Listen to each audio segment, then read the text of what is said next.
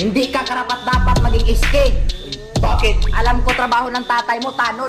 Nakita ko sa sapa, inaanod. Soldier Boy Tech. So ngayon guys, nanginginig yung kamay ko. Nanginginig, matibay to. Alam mo, hindi bagay sa'yo tumakbo ng ski. Bakit? Bakit nga? Kasi mukha siyang skateboard. Kasi sabi ni Ninoy Aquino, lahat daw tayo pantay-pantay. Taas mo kamay mo.